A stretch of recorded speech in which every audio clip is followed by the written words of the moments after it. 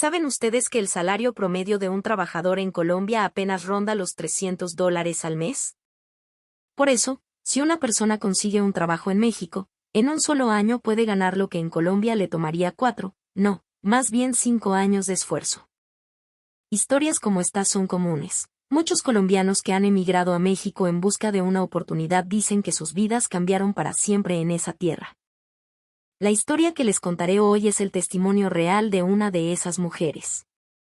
Una joven colombiana cuyo padre quedó discapacitado tras un terrible accidente, obligándola a renunciar a todos sus sueños para mantener a su familia. A pesar de que una amiga de la infancia se burlaba de ella, diciéndole que su miseria era culpa de sus padres, ella, con su corazón noble y su espíritu inquebrantable, siguió adelante.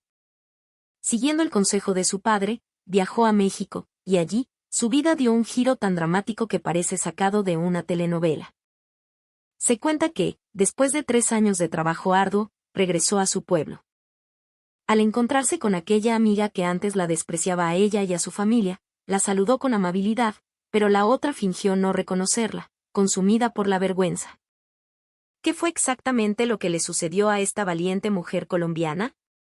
Mi nombre es Mía y esta es mi historia. Nací en un pequeño pueblo en las afueras de Medellín, Colombia, en el seno de una familia humilde pero trabajadora. Aunque no nadábamos en la abundancia, nuestro hogar estaba lleno de la honestidad de mi padre y la calidez de mi madre. Mi papá era técnico en una fábrica local y mi mamá se dedicaba a cuidarnos a mi hermano y a mí. Nuestra casa era pequeña, un nido acogedor donde las risas nunca faltaban y el amor era el pan de cada día. Mi infancia fue un sinónimo de paz. Al volver de la escuela, me esperaba el aroma de los postres de mamá y luego corría a la plaza del pueblo para jugar con mis amigos hasta que el sol se escondía. En esa época, yo no conocía la crueldad del mundo, creía, con la inocencia de una niña, que cada mañana sería tan feliz como la anterior. Pero todo cambió en el invierno de mi 12º cumpleaños. Mi padre sufrió un gravísimo accidente en la fábrica. Una máquina defectuosa le aplastó la cintura y las piernas, dejándolo postrado. Después de más de un mes en el hospital, la sentencia fue clara: no podría volver a caminar sin una silla de ruedas. No te preocupes, Mía, papá está bien, me decía siempre con una sonrisa forzada. Pero incluso en mi corta edad, yo podía ver la verdad en sus ojos.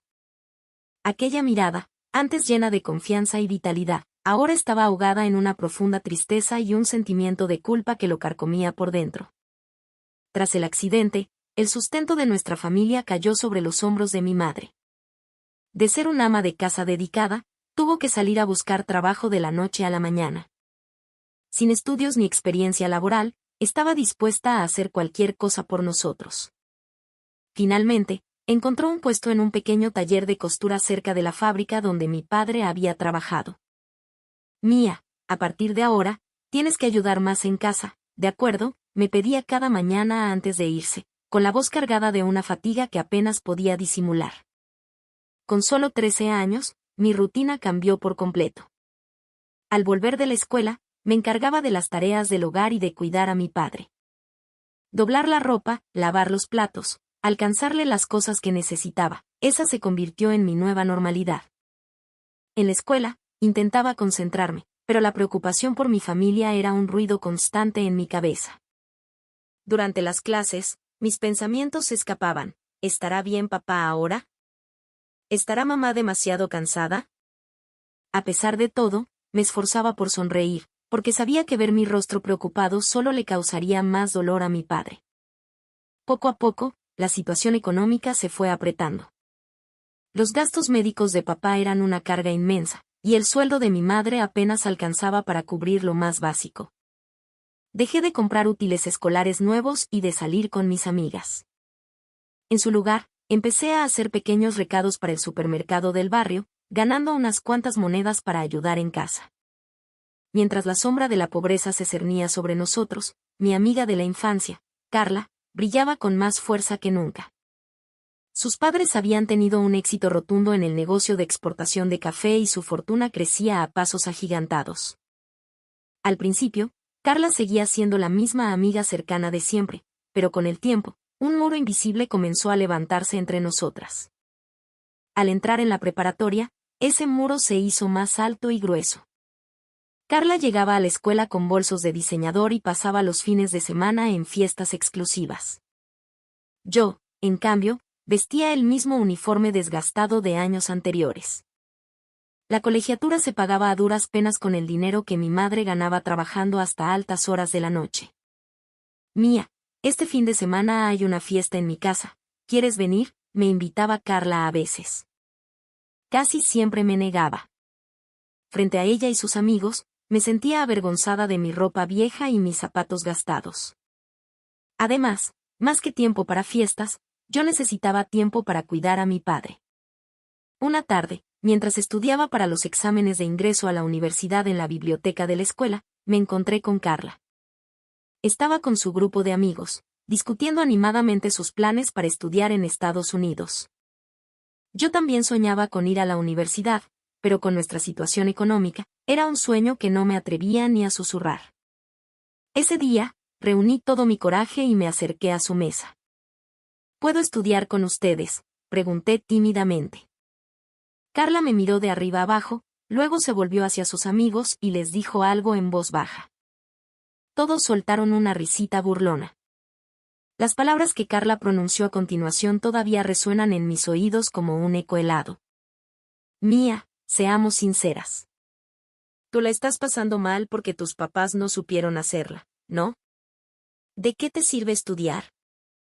Con la situación de tu familia, es imposible que vayas a la universidad. Es una fantasía. En ese instante, algo dentro de mí se rompió en 1000 pedazos. No pude decir una sola palabra. Simplemente me di la vuelta y me marché. De pie, sola en el pasillo, me tragué las lágrimas, odiándome a mí misma.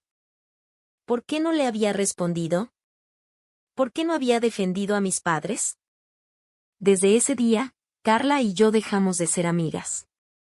Después de graduarme de la preparatoria, renuncié a la idea de la universidad. Mi madre se opuso entre lágrimas, pero mi decisión era firme. Mamá, yo también tengo que ganar dinero. Las medicinas de papá son caras y tú no puedes seguir trabajando así, estás agotada. Finalmente, mi madre, con el corazón roto, aceptó mi decisión. Encontré trabajo en la misma fábrica donde mi madre cosía. Mis jornadas eran extenuantes, desde las 7 de la mañana hasta las 6 de la tarde, y a menudo hacía horas extra. Soportaba los dedos doloridos por el trabajo repetitivo y el dolor de espalda que nunca se iba. Al llegar a casa, cuidaba de mi padre y hacía las tareas domésticas. Cada día era una lucha, pero pensar que estaba aliviando un poco la carga de mis padres me daba la fuerza para continuar. A veces, llegaban a mis oídos noticias sobre Carla. Había ingresado a una prestigiosa universidad en Estados Unidos y publicaba constantemente fotos de su glamorosa vida universitaria en sus redes sociales. Ocasionalmente, me enviaba mensajes. Mía, ¿cómo estás? Yo iré a Europa en las vacaciones de primavera. Sus mensajes no eran más que una forma de presumir, llenos de un desprecio velado que me hería profundamente. En casa, la salud de mi padre empeoraba. No solo era el dolor físico, las heridas psicológicas eran cada vez más profundas. Él, que siempre había trabajado con orgullo para darnos lo mejor, ahora se sentía como un inútil. Es por mi culpa que ustedes están sufriendo tanto, murmuraba a menudo, con la mirada perdida. Para intentar animarlo, después del trabajo me sentaba con él a ver la televisión. Le interesaban especialmente los programas sobre otros países, historias de mundos diferentes y de posibilidades que parecían transportarlo lejos de su dolorosa realidad.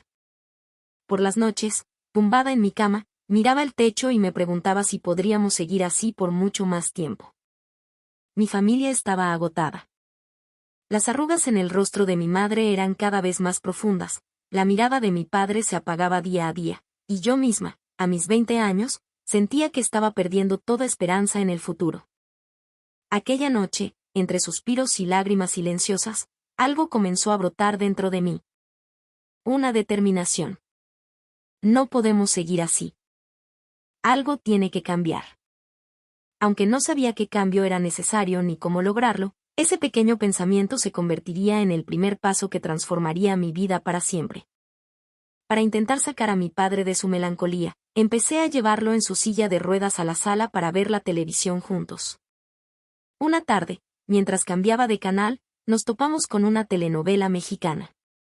Mi padre, que siempre había sentido curiosidad por otras culturas, me dijo con un brillo inusual en los ojos que quería verla. ¿De qué país es eso, hija?, me preguntó. Se llama México, papá, le respondí. En la pantalla, se desplegaban imágenes de una ciudad moderna y vibrante, con gente moviéndose a un ritmo vertiginoso por calles imponentes. Aunque yo no sabía mucho sobre México, le conté lo poco que había aprendido en la escuela. A partir de ese día, ver telenovelas mexicanas por la noche se convirtió en nuestro ritual. Al principio era solo entretenimiento, pero poco a poco, mi padre desarrolló un profundo interés por la historia y el desarrollo de México. Le fascinaba especialmente cómo México, con todos sus desafíos, se había convertido en una potencia económica en América Latina, un gigante cultural cuya influencia se sentía en todo el mundo. Mía, dicen que ese país ha pasado por mucho, pero mira ahora. La gente trabaja duro y ha construido algo grande, decía mi padre, y en su voz, por primera vez en mucho tiempo, había un rastro de la vitalidad que había perdido. Verlo así me llenó de alegría, y comencé a buscar más información sobre México por mi cuenta. En la biblioteca del pueblo, leí sobre la historia de México, sobre su crecimiento económico, su industria y su cultura. Me sorprendió saber que, a pesar de las crisis, el país había logrado un desarrollo impresionante. Cuando le contaba estas cosas a mi padre, él escuchaba como si fuera su propia historia. La gente puede lograr grandes cambios si se lo propone, repetía a menudo. Las historias de México le ofrecían a mi padre un escape temporal de su realidad, pero más importante aún, reavivaron en él la llama de la esperanza que creía extinta. Mientras tanto, mis días en la fábrica continuaban. En mis ratos libres, iba al cibercafé del pueblo para investigar más a fondo sobre México. Buscaba información sobre la vida allí, las oportunidades de trabajo para extranjeros. La mayoría de la información estaba en inglés, pero con lo que había aprendido en la preparatoria, podía entender lo esencial. Una tarde, volví a casa un poco más temprano de lo habitual. Encontré a mi padre solo, mirando por la ventana con la vista perdida. Me acerqué y, después de un largo silencio, me dijo con voz cautelosa, «Mía, ¿qué te parecería irte a México?». Sus palabras me dejaron sin aliento. México estaba al otro lado del continente, un país con una cultura y un acento diferentes. Jamás había pensado en dejar a mis padres para irme tan lejos. «Papá, ¿qué estás diciendo?». «Tengo que cuidarlos a ti y a mamá aquí», mi voz temblaba. Pero la mirada de mi padre era firme, como no la había visto en años. «Verte sacrificar tu juventud aquí por nosotros me duele más que cualquier otra cosa, hija». Sus palabras me hicieron llorar. Esa noche, cuando mi madre llegó a casa, tuvimos una reunión familiar. Al principio, mamá se sorprendió, pero rápidamente estuvo de acuerdo con papá. «Mía, nosotros estamos estancados aquí, pero tú no. Eres joven, tienes ganas de aprender. Por más que te esfuerces en Colombia, hay un límite». Las palabras de mi madre me calaron hondo. Siempre pensé que yo había sacrificado mis sueños por mi familia, pero en realidad, ellos también estaban sufriendo al verme atrapada. Durante varios días, la idea me dio vueltas en la cabeza. Irme a México era una aventura gigantesca, un salto al vacío. Me aterraba la idea de empezar de cero en un lugar donde no conocía a nadie. Pero también sabía que si seguía con mi vida actual, toda mi familia se hundiría un poco más cada día. Un día, mientras caminaba por el barrio para aclarar mis ideas, pasé frente a la casa de Carla. La modesta vivienda que yo recordaba se había transformado en una mansión con un portón imponente y un jardín perfectamente cuidado. Justo en ese momento, vi a Carla bajar de un coche de lujo. No me vio, pero en ese instante, algo dentro de mí hizo clic. ¿Por qué tenía que quedarme aquí para siempre? No había ninguna razón por la que no pudiera, al menos, intentarlo. Esa noche, les comuniqué a mis padres mi decisión, me iría a México. Se alegraron, pero los problemas prácticos eran enormes. ¿Cómo conseguiría una visa? ¿Un trabajo? Y, lo más importante, ¿de dónde sacaría el dinero? La ayuda llegó de la persona menos esperada, el tío Jorge, un antiguo compañero de trabajo de mi padre que ahora se dedicaba a negocios entre Colombia y México. Mi padre lo contactó, y el tío Jorge aceptó ayudarme de inmediato. Un conocido mío en la Ciudad de México está buscando empleados extranjeros para una empresa multinacional de tecnología. Si hablas inglés, es muy probable que te contraten, me dijo. Sus palabras encendieron una nueva esperanza en mí. De inmediato preparé mi currículum y tomé un examen para certificar mi nivel de inglés. La espera fue una tortura. Cada noche, después del trabajo, revisaba mi correo electrónico, esperando una respuesta. Un mes después, llegó. La respuesta era afirmativa. La empresa en México estaba interesada en contratarme. El puesto era en el equipo de desarrollo de mercado para América Latina, en sus oficinas corporativas en Santa Fe, uno de los distritos de negocios más modernos de la Ciudad de México. Solo quedaba el problema de la visa. El tío Jorge me puso en contacto con un gestor que me ayudó con todo el proceso de la visa de trabajo. Desde preparar los documentos hasta la entrevista en la embajada, cada paso era nuevo y estresante, pero lo fui superando uno por uno. Cuando recibí la noticia de que mi visa había sido aprobada, sentí una mezcla abrumadora de alegría y pánico. Compré el boleto de avión y empecé a hacer las maletas. Mi madre me compró algo de ropa nueva. Mi padre me regaló un pequeño marco con una vieja foto de nuestra familia.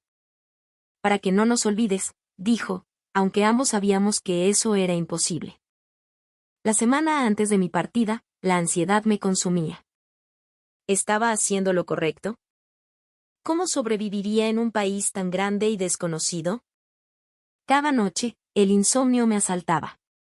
Pero cada vez que veía la mirada llena de confianza de mis padres, reunía fuerzas. Mi último día, renuncié a la fábrica.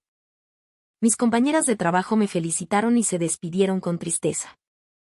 Mía, eres muy valiente. Asegúrate de triunfar y volver, sus palabras de aliento me dieron una fuerza inmensa. Al volver a casa, mientras terminaba de empacar, mi madre entró silenciosamente en mi habitación. Sostenía un pequeño sobre en sus manos. Esto es lo que hemos ahorrado para ti. No es mucho, pero te ayudará a empezar tu nueva vida en México. Dentro del sobre estaba el dinero que mis padres habían juntado, peso a peso, para mí. La abracé en silencio, con un nudo en la garganta. Durante nuestra última cena juntos, reímos como no lo habíamos hecho en mucho tiempo. Comiendo ajiaco, el plato especial que preparó mi madre, fantaseamos sobre las cosas que experimentaría en México. Mi padre desplegó un mapa y señaló la ubicación de la Ciudad de México. Aquí está, la capital. Dicen que es una de las ciudades más modernas del mundo. A medida que avanzaba la noche, la conversación se tornó más seria. Mi padre tomó mi mano con fuerza. Mía, si las cosas se ponen difíciles, siempre puedes volver. Pero no te rindas antes de descubrir de lo que eres capaz. Eres nuestro orgullo. Al principio nada será fácil, añadió mi madre, pero tu honestidad y tu buen corazón brillarán donde quiera que vayas. La gente notará esa sinceridad. A la mañana siguiente, en el taxi hacia el aeropuerto, miré por la ventanilla, grabando en mi memoria el paisaje de Medellín. Las montañas, las casas coloridas, la gente bulliciosa. Pensar que todo eso pronto sería solo un recuerdo me oprimía el corazón. En el aeropuerto, después de hacer el check-in, llegó el momento de la despedida final. Mi madre intentó contener las lágrimas, pero no pudo. Mi padre, sentado en su silla de ruedas, se esforzaba por parecer fuerte. Volveré convertida en un éxito. Cuídense mucho hasta entonces, dije, con la voz quebrada. Justo antes de pasar por el control de seguridad, me volví para mirarlos por última vez. Seguían allí, con los ojos fijos en mí. Y entonces, vi a mi padre hacer un esfuerzo sobrehumano, apoyarse en los brazos de la silla y ponerse de pie por un instante, dando un pequeño paso hacia adelante. Fue como si me estuviera diciendo, tú puedes hacerlo. En el avión, sentada junto a la ventanilla, observé cómo Medellín se hacía cada vez más pequeño. El viaje había comenzado. Un nuevo comienzo.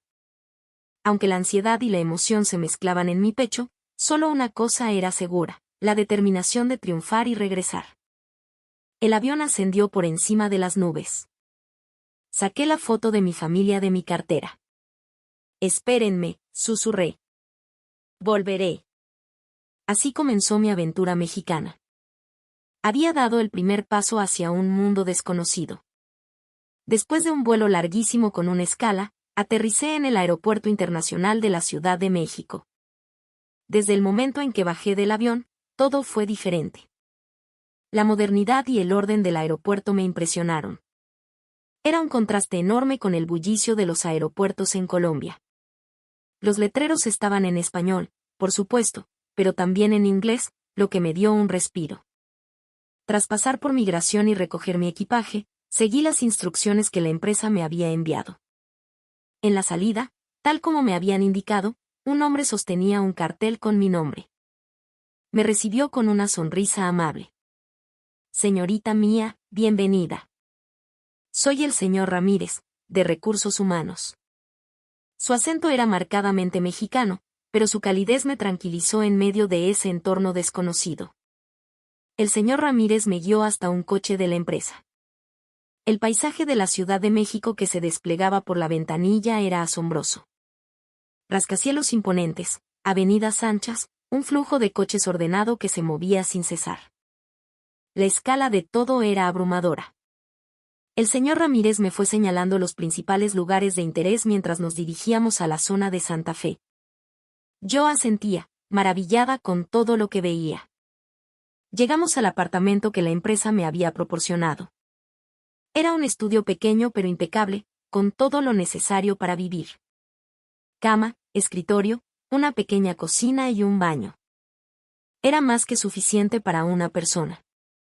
El señor Ramírez me dio unas breves indicaciones sobre los servicios cercanos y cómo usar el transporte público, y luego se fue. Mañana a las 9 en la oficina. La esperaré en la recepción.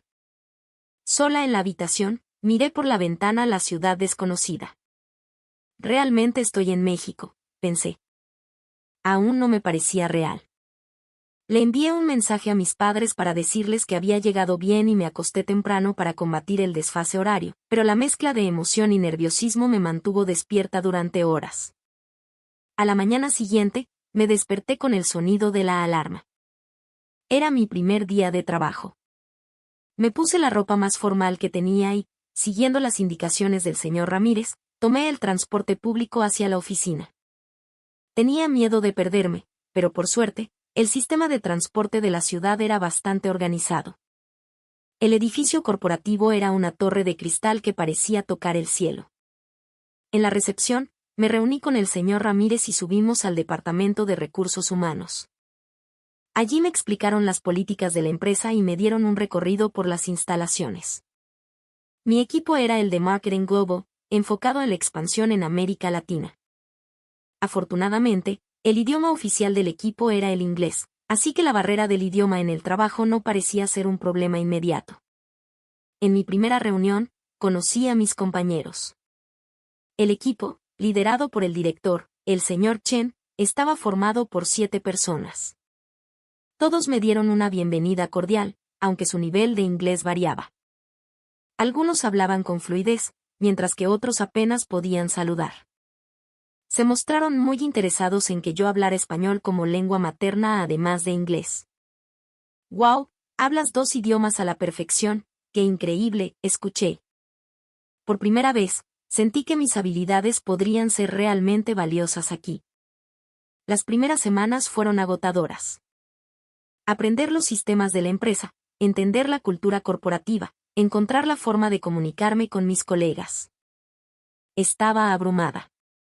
La cultura empresarial en México era diferente a la de Colombia. La jerarquía era más marcada y los procesos de trabajo, más estructurados. Al principio, estas diferencias me confundían, pero poco a poco me fui acostumbrando. La barrera del idioma fuera del trabajo seguía siendo un gran desafío. Durante las reuniones, cuando mis compañeros de repente cambiaban a un español lleno de modismos chilangos, me sentía completamente aislada. En esos momentos, intentaba sonreír y disimular, pero por dentro sentía una punzada de frustración. Me prometí a mí misma que tenía que adaptarme. Incluso las cosas más simples, como comer, eran un reto. La comida mexicana tenía sabores intensos y complejos a los que no estaba acostumbrada. La primera vez que probé el mole poblano, su mezcla de chiles, chocolate y especias casi me hace llorar. Era un sabor tan extraño, tan profundo. Pero con el tiempo, empecé a apreciar su complejidad. En el supermercado, todo estaba etiquetado en español, pero con nombres de productos que nunca había visto, así que dependía de las fotos para saber qué compraba. Pasó un mes y comencé a asentarme en el trabajo. Mi tarea principal era traducir materiales de marketing al español y realizar investigaciones de mercado para la región. A medida que me dedicaba a mi trabajo con esmero, mis compañeros comenzaron a reconocerme. El señor Chen, en particular, valoraba mucho mi desempeño. Gracias a usted, Mia, nuestro equipo tiene una comprensión mucho más profunda del mercado latinoamericano, me dijo una vez. Sin embargo, no todos eran tan amables.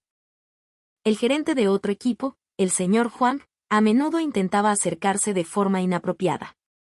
En las cenas de la empresa, se sentaba a mi lado y me ponía la mano en el hombro, o me proponía reuniones a solas con la excusa de discutir temas de trabajo. Lo rechazaba con la mayor cortesía posible, pero su comportamiento persistía. Me costaba discernir si era una diferencia cultural o simplemente acoso. El día que recibí mi primer sueldo, me quedé sin palabras al ver la cantidad depositada en mi cuenta. Era más de 4 veces lo que ganaba en Colombia. Al revisar el desglose, vi que además del salario base, había varias prestaciones. Hice un cálculo rápido: trabajando 2 años aquí, podría ganar lo que me habría costado 10 años en Colombia. En ese momento, comprendí cuán sabia había sido la decisión de mis padres. Envié la mitad de mi primer sueldo a casa. El resto lo usé para mis gastos y para inscribirme en un curso de cultura y negocios en México. Quería entender mejor el país que ahora era mi hogar. Después de 6 meses, mi vida en la empresa se estabilizó. Entendía perfectamente mis responsabilidades y podía comunicarme con más fluidez con mis colegas. Mi español se había amexicanado un poco, y eso hacía que la gente fuera más cálida conmigo. Justo entonces, hubo una reestructuración importante en la empresa. Me trasladaron a un nuevo equipo, Marketing Global 2, que se encargaba tanto del mercado asiático como del latinoamericano. En la primera reunión de equipo, conocí a mis nuevos compañeros. Entre ellos estaba Alejandro. Desde el primer momento, Alejandro me pareció diferente. Vestía un traje impecable, su cabello estaba perfectamente peinado y su voz era serena y segura. A diferencia de otros colegas, no fue excesivamente amable ni me miró con curiosidad. Simplemente me dio la información necesaria de manera precisa. Señorita Mia, este es su escritorio. Si necesita algo, por favor dígame. Al principio, su actitud tranquila me pareció un poco fría. Pero con el tiempo, entendí que esa era su forma de ser. Alejandro trataba a todo el mundo por igual, era meticuloso en su trabajo y tenía un fuerte sentido de la responsabilidad. Su inglés también era excelente, así que la comunicación no era un problema. Nuestro primer proyecto juntos fue desarrollar una estrategia para entrar en el mercado brasileño. Yo me encargué de la investigación cultural y de consumo, mientras que Alejandro se ocupó de la estrategia de marketing de la empresa y del presupuesto. Trabajando codo a codo, poco a poco fui conociendo su verdadera personalidad. No era un hombre de muchas palabras, pero siempre respetaba mis opiniones y me ofrecía ayuda precisa solo cuando era necesario. Una noche, me quedé hasta muy tarde en la oficina preparando un informe. Alejandro también estaba allí, terminando su propio trabajo. Pasadas las 10 de la noche, mi estómago empezó a rugir de hambre. Casi todos los restaurantes de la zona ya estaban cerrados. Fue entonces cuando Alejandro se acercó en silencio a mi escritorio. ¿Ya cenaste? Negé con la cabeza. ¿Quieres venir? Así fue como tuvimos nuestra primera cena juntos. Era un simple puesto callejero, pero hacía mucho tiempo que no conversaba con alguien de una manera tan relajada. Alejandro me preguntó sobre mi país, sobre mi familia, y se interesó sinceramente por cómo me estaba adaptando a la vida en México. A partir de ese día, cuando nos quedábamos hasta tarde, a menudo cenábamos juntos. Fui conociendo más sobre él. Era de la Ciudad de México, había estudiado administración de empresas en la universidad y había entrado en esta compañía justo después de graduarse. Sus pasiones eran el senderismo y la lectura. Era una persona tranquila, pero una vez que lo conocías, era increíblemente cálido. Y lo más importante para mí, no me trataba de manera especial por ser extranjera, ni tampoco me discriminaba. Simplemente me veía como una persona, como a una igual. Y eso me hacía sentir increíblemente cómoda. Cuando el proyecto de Brasil entraba en su fase final, trabajamos juntos hasta altas horas de la madrugada. La noche antes de la presentación final, mientras revisábamos todos los datos por última vez, Alejandro me dio una suave palmada en el hombro. Has hecho un trabajo excelente, Mía. Gracias a ti, este proyecto será un éxito. En ese instante, por primera vez, lo vi como un hombre. Su mirada cálida y su voz suave de repente sonaron diferentes para mí. El proyecto fue un éxito rotundo, y nuestra relación comenzó a cambiar. Empezamos a vernos los fines de semana fuera del trabajo, explorando la Ciudad de México y su cultura. Alejandro me llevó a conocer el majestuoso bosque de Chapultepec, a pasear por las calles coloridas de Coyoacán, y a navegar en una trajinera por los canales de Xochimilco. Yo, a cambio, le enseñé a preparar arepas y le hablaba de la música de mi tierra. Un atardecer de otoño, subimos a la Torre Latinoamericana para contemplar la ciudad iluminada. Cuando el viento empezó a soplar un poco frío, Alejandro, de la manera más natural del mundo, tomó mi mano. En ese momento, sentí claramente que entre nosotros fluía algo especial. Sin decir una palabra, con las manos entrelazadas, nos quedamos mirando las luces parpadeantes de la ciudad. La vida en México todavía estaba llena de desafíos. La cultura, las diferencias sutiles en el idioma, la soledad que a veces sentía. Pero ahora tenía a alguien con quien compartir todo eso. Aunque cada día era un esfuerzo, la felicidad y la emoción habían llegado a mi vida. Este nuevo comienzo en una tierra extraña me estaba dando mucho más de lo que jamás había imaginado. Sin darme cuenta, mi vida en México entró en su tercer año. Lo que al principio era un lugar lleno de extrañezas, ahora se había convertido en una parte fundamental de mi vida. Mi español se había vuelto mucho más fluido, mi posición en la empresa era sólida y, lo más importante, mi relación con Alejandro se había profundizado hasta el punto de que nos habíamos vuelto indispensables el uno para el otro. Durante todo este tiempo, seguí enviando dinero a mis padres. Gracias a eso, me contaron que el tratamiento de mi padre y la situación económica de la familia habían mejorado notablemente. Mi madre ya no tenía que trabajar en la fábrica, y la salud de mi padre mejoraba lentamente. Aún así, me preocupaba que mi madre estuviera sola cuidándolo. Cada vez que revisaba el saldo de mi cuenta bancaria, sentía una profunda satisfacción. El dinero que había ahorrado con tanto esfuerzo en 3 años era una suma considerable en Colombia. Pensé que quizás ya era hora de comprarles a mis padres una casa mejor. Pero al mismo tiempo, las preocupaciones crecían. Mi visa de trabajo estaba a punto de expirar. La empresa se ofreció a renovármela, gracias a mis resultados. Incluso se hablaba de la posibilidad de ascenderme a líder del equipo de marketing para América Latina. Sin embargo, en el fondo de mi corazón, la preocupación por mis padres nunca desaparecía. Cada vez que hablaba con ellos por videollamada y veía las marcas del tiempo en sus rostros, sentía una punzada de dolor. Una tarde, mientras paseábamos por el lago de Chapultepec, le confesé a Alejandro mis temores. Mi visa está por vencer. La empresa quiere renovarla, pero me preocupan mis padres. Papá todavía no puede moverse bien, y es mucho trabajo para mamá cuidarlo sola. Alejandro me escuchó en silencio. Ese día no me dio una respuesta concreta, solo apretó mi mano con más fuerza. Una semana después, Alejandro me invitó a cenar a un restaurante elegante en Polanco, con una vista espectacular de la ciudad. Llevaba un traje diferente al de siempre y parecía un poco nervioso. Después de la cena, mientras tomábamos una copa de vino, sacó una pequeña caja de su bolsillo. Mía, mira esto. Al abrir la caja, apareció un anillo brillante. Cásate conmigo. En ese instante, mi corazón se llenó de una mezcla de alegría y confusión.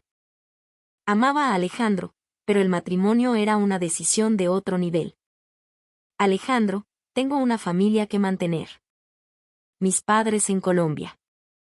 Antes de que pudiera terminar la frase, él tomó mis manos. Lo sé. Y estoy listo para que tu familia sea también mi familia. Podemos apoyarlos juntos. Si tienes que volver a Colombia, yo me iré contigo. Pero antes de decidir nada, ¿por qué no conocemos a mis padres? Y luego, juntos, decidiremos qué es lo mejor para todos. Las palabras sinceras de Alejandro me hicieron llorar. Su corazón noble parecía derretir todas mis inseguridades. Esa noche, acepté su propuesta. Pero le dije que, antes de cualquier cosa, quería volver a Colombia para ver a mis padres. Alejandro aceptó sin dudarlo y empezamos a planificar el viaje juntos. Él incluso comenzó a tomar clases para aprender algunas frases básicas del español colombiano. Ver su esfuerzo me enamoró aún más. Reservé los boletos y les conté a mis padres que les llevaría a mi prometido. Mi madre lloró de alegría al otro lado del teléfono.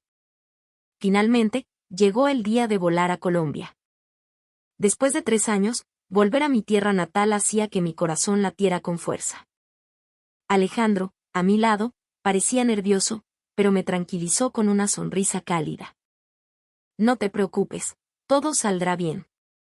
Al aterrizar en el aeropuerto de mi ciudad, el calor familiar y el olor a tierra mojada me dieron la bienvenida. Tomamos un taxi hacia la casa de mis padres. El paisaje de mi infancia, visto a través de la ventanilla, me parecía a la vez extraño y entrañable. Alejandro observaba todo con una curiosidad genuina. El lugar donde creciste es muy hermoso, Mía. Cuando el taxi pasaba por las calles cercanas a la casa de mis padres, vi de repente un rostro familiar. Era Carla. Salía de una tienda de abarrotes. Nuestras miradas se cruzaron. Por un instante, vi un destello de sorpresa en sus ojos, pero rápidamente desvió la vista, como si no hubiera pasado nada, y se alejó. A diferencia de hace 3 años, su ropa era sencilla y su rostro mostraba un cansancio profundo. ¿Es alguien que conoces?, me preguntó Alejandro. Era mi amiga de la infancia. Te contaré después. Aunque el momento fue un poco incómodo, la emoción de ver a mis padres pronto lo borró todo. Finalmente, llegamos a la puerta de mi casa. La puerta se abrió y mi madre salió corriendo. Mía, hija mía, exclamó, abrazándome con fuerza. Yo tampoco pude contener las lágrimas. Los 3 años de lucha y soledad pasaron por mi mente como un relámpago. Mi padre salió en su silla de ruedas, pero se le veía mucho más saludable que antes. Me dijo que incluso ya podía ponerse de pie y dar algunos pasos. Les presenté a Alejandro. Al principio, la barrera del idioma creó un poco de torpeza, pero después de que yo tradujera y Alejandro saludara con el español que había aprendido, el ambiente se relajó. Mis padres lo recibieron como al hijo que siempre habían esperado. Mi padre, en particular, no paraba de hacerle preguntas sobre la historia y la cultura de México. Durante la cena, les comunicamos oficialmente nuestros planes de boda. Parecieron sorprendidos por un momento, pero pronto las lágrimas de felicidad corrieron por sus mejillas. Ver que alguien valora tanto a nuestra hija es todo lo que podríamos desear, dijo mi padre, y sus palabras parecieron conmover también a Alejandro. Al día siguiente, Alejandro y yo recorrimos el pueblo. Le mostré la escuela a la que fui, la fábrica donde trabajé y los lugares donde jugaba de niña. Los vecinos me reconocieron y me saludaron con alegría. Mírala, es mía. ¿Has vuelto? Nos contaron que te fue muy bien en México. Sus felicitaciones y su cariño me reconfortaron. Mientras descansábamos en la cafetería del pueblo, escuché una noticia impactante. La familia de Carla lo había perdido todo por estar involucrada en negocios ilegales. Dicen que su papá estaba metido con los narcos, lavando dinero. Ahora está en la cárcel, me contó la dueña de la cafetería.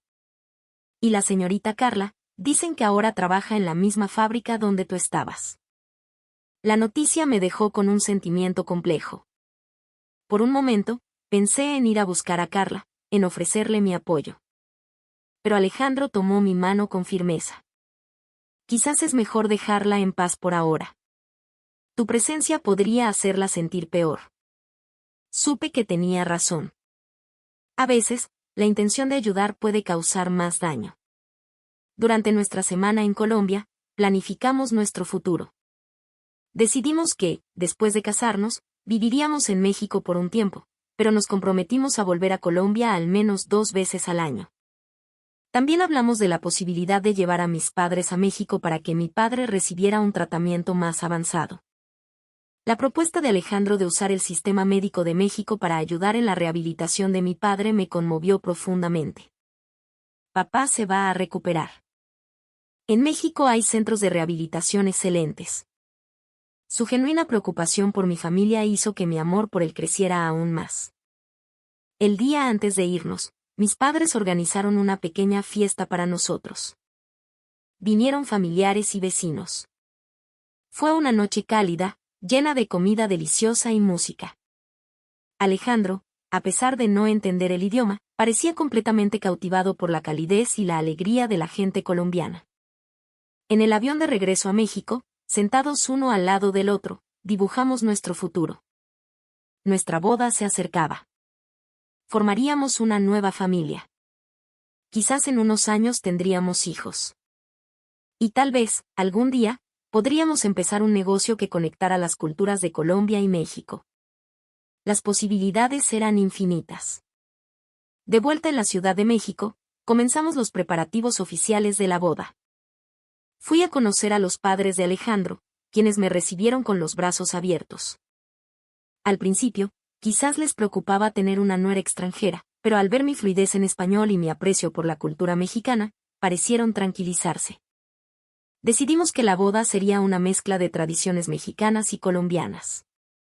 Como mis padres no podían viajar por su salud, haríamos que participaran a través de una videollamada. Y nos comprometimos a celebrar una pequeña fiesta en Colombia en el futuro. Llegó el día de elegir el vestido de novia. Después de probarme varios, elegí uno de diseño sencillo pero elegante.